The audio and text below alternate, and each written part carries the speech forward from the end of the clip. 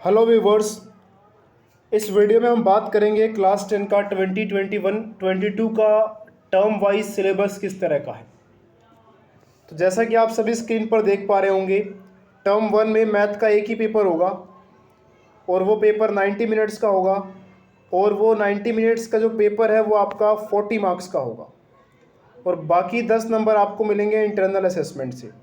यानी कि टर्म 1 में आपको कुल मिलाकर मैक्सिमम 50 मार्क्स दिए जाएंगे अगर आपने सब कुछ सही किया तो मैक्सिमम मार्क्स 50 हैं। इसके अलावा इसमें से आपको कितने मिलते हैं ये आपके ऊपर डिपेंड करता है, आपकी तैयारी के ऊपर डिपेंड करता है। और ऐसे ही अगले टर्म में 50 मार्क्स में से आपको नंबर दिए जाएंगे। तो इस तरह से आपको टोटल 100 में से मार्क्स मिलेंगे आपकी परफॉर्मेंस के अकॉर्डिंग। अब बात करते हैं सिलेबस की। तो इंटरनल असेसमेंट जैसे कि मैंने बताया 10 नंबर का है और उसमें पीरियोडिक टेस्ट 3 मार्क्स के हैं, multiple assessments, portfolio, students enrichment activities, practical work, ये सारा मिलाकर आपको 10 नंबर का इंटरनल असेसमेंट बनता है। खैर ज़्यादा बच्चे या ज़्यादा स्टूडेंट्स इंटरनल असेसमेंट से ज़्यादा थ्योरी पर फोकस करते हैं, तो चलिए हम भी थ्योरी पर आते हैं। थ्योरी में स्पेशली कहा गया है यूनिट्स के हिसाब से मार्किंग है। देखिए, number system, algebra, coordinate geometry, trigonometry, mensuration, ये यूनिट्स हैं। तो जो पहली यूनिट है वो 6 नंबर की, अलजेब्रा 10 नंबर की है। सबसे ज़्यादा मार्क्स की अलजेब्रा ही है और अलजेब्रा की अगर हम बात करें तो वो बहुत ईजी भी है। तो आइए देखते हैं अलजेब्रा में या फिर इन सब में क्या क्या है। रियल नंबर की बात करें, रियल नंबर यानी कि चैप्टर नंबर 1। तो चैप्टर नंबर 1 में आपका एक्सरसाइज 1.1 कट चुका है क्योंकि उसमें यूक्लिड्स डिवीजन लेमा था, उसको हटा दिया गया है। लेकिन उसमें एक क्वेश्चन है, क्वेश्चन नंबर 3 और एग्जाम्पल नंबर 4, वो आपके काम का है क्योंकि वो बिना यूक्लिड्स के भी हो सकता है। तो एग्जाम्पल 4 और क्वेश्चन 3 आप कर लीजिएगा। और इसके अलावा एक्सरसाइज 1.1 स्किप कर सकते हैं। 1.2 आपको पूरी करनी है, 1.3 भी आनी चाहिए आपको। अब बात करते हैं जो सेकंड यूनिट है अलजेब्रा, जो कि सबसे ज़्यादा मार्क्स की है। उसमें 2 चैप्टर्स को इंक्लूड किया गया है, चैप्टर नंबर 2 और चैप्टर नंबर 3।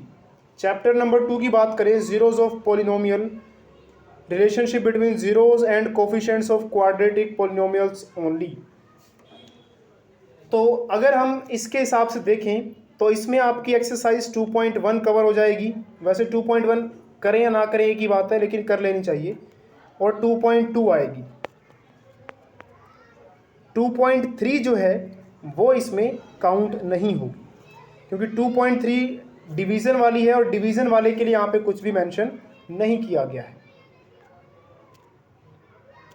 तो इसका प्रूफ भी मैं आपको दिखा देता हूँ। देखिए, ये पहले वाला सिलेबस है, टर्म वाइज सिलेबस से पहले।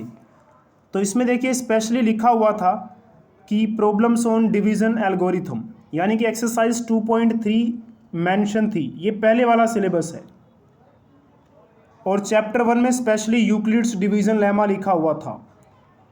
ये 2 चीज़ें आपको नए वाले सिलेबस में नहीं मिलेंगी और इन 2 चीज़ों के ना होने से इसका मतलब एक्सरसाइज 1.1 गई और एक्सरसाइज 2.3 भी चली गई। तो मैं दोनों सिलेबस को कंपेयर करके आपको सारी क्लैरिटी जो है लाने की कोशिश कर रहा हूँ। चलिए अब आते हैं नए सिलेबस पर। अब कंपेयर करते हैं चैप्टर 3 का सिलेबस। तो चैप्टर 3 का सिलेबस देखिए ये रहा, ये नए वाला है और साथ में हम पुराने वाला सिलेबस भी देखेंगे। तो ये पुराना सिलेबस है। देखिए, इस पुराने सिलेबस में स्पेशली लिखा हुआ है क्रॉस मल्टीप्लिकेशन मेथड और नए सिलेबस में आपको क्रॉस मल्टीप्लिकेशन मेथड नहीं मिलेगा। देखिए, सब्स्टिट्यूशन है, एलिमिनेशन भी है, लेकिन क्रॉस मल्टीप्लिकेशन नहीं है।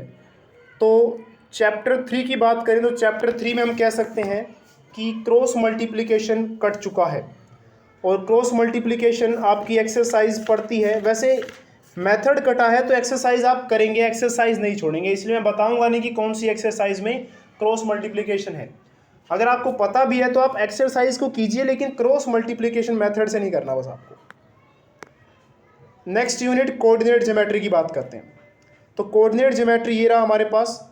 कोऑर्डिनेट ज्योमेट्री, ये आपका चैप्टर नंबर है 7। अब इस सिलेबस में और पुराने सिलेबस में फिर से कंपेयर करते हैं।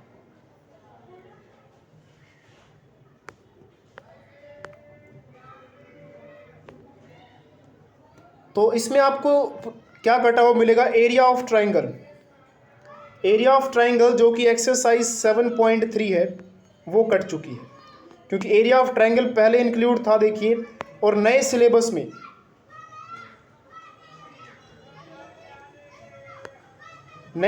में आपको एरिया ऑफ ट्राइंगल नहीं मिलेगा।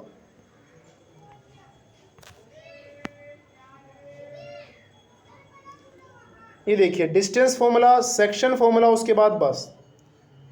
अब आते हैं ट्राइंगल चैप्टर पर।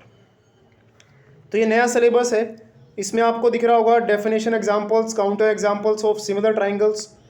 तो ये सिलेबस दिया हुआ है नए वाला। अब कंपेयर करते हैं इसको पुराने वाले से।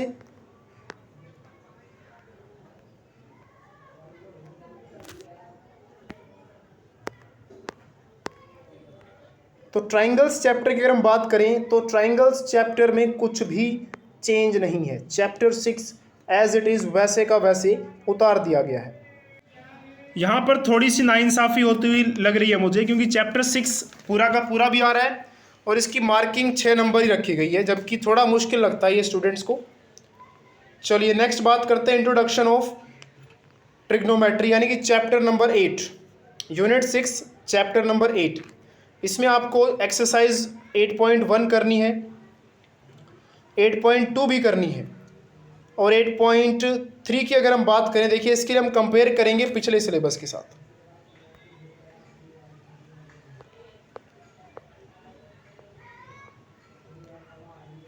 तो ये पिछला सिलेबस है, देखिए trigonometric ratios of acute angle, ये सारा है।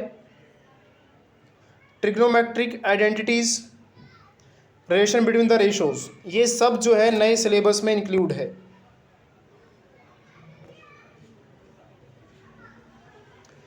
तो इसमें आपको चैप्टर 8 कंप्लीट करना है, 8 में कुछ भी नहीं छोड़ना है। Next unit mensuration, areas related to circle, ये चैप्टर नंबर 12 है।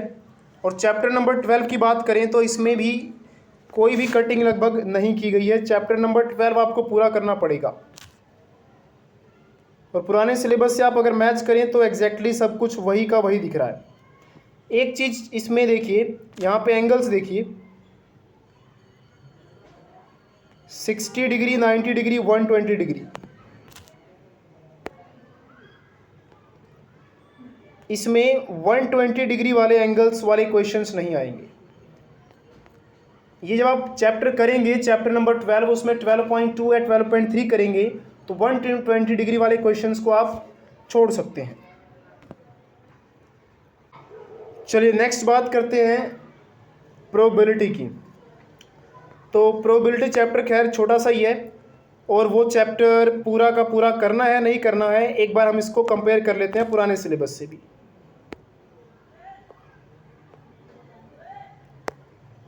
तो प्रोबेबिलिटी चैप्टर पूरा का पूरा आएगा, इसमें कोई भी चेंज नहीं है। तो classical definition of probability, simple problems on finding the probability of an event. तो ये आपका मैथमेटिक्स का सिलेबस रहा, जो कि टर्म 1 के लिए है। और टर्म 2 की सिलेबस की बात हम टर्म 1 के बाद करेंगे, उसमें भी आपको सारा बताया जाएगा कि कौन कौन से चैप्टर कैसे करने हैं, जैसे कि मैंने इसमें डिटेल में बताया है। तो आप एक बार खुद भी जो है ये सिलेबस डाउनलोड कीजिए, और डाउनलोड कैसे करना है उस वीडियो का लिंक आपको डिस्क्रिप्शन में मिलेगा। और डाउनलोड करके खुद भी अपने आप से भी एक बार मैचिंग वगैरह सब कुछ करके देखिए, क्योंकि ज़रूरी नहीं है कि जो मैं बता रहा हूँ 100% करेक्ट हो। मैंने अपनी तरफ से पूरी कोशिश की है कि जो भी मैं बताऊँ वो पूरा का पूरा मेरी तरफ से करेक्ट ही बताया जाए। तो मैंने पूरी कोशिश करी है करेक्ट बताने की, लेकिन फिर भी आप अपनी तरफ से वेरीफाई कर लीजिए। और मैं नहीं चाहता कि मेरी इस वीडियो की वजह से आप कुछ भी टॉपिक को छोड़ के जाएं और एग्ज़ाम में आपको उस चीज़ या उस टॉपिक से रिलेटेड क्वेश्चन दिख जाए, तो ऐसा नहीं होना चाहिए। तो ये टर्म 1 का सिलेबस था। आई होप आपके लिए वीडियो यूज़फुल रही होगी। अच्छी लगी हो तो यार लाइक ज़रूर करना, और अच्छी ना लगी हो तो डिसलाइक करके रीज़न ज़रूर बता देना कि क्यों अच्छी नहीं लगी। और अच्छी लगी तो लाइक करके इसको शेयर आगे ज़रूर कीजिए, ताकि आप जैसे जितने भी स्टूडेंट्स हैं उनके मन में जो भी डाउट्स हैं सिलेबस से रिलेटेड वो दूर हो सकें।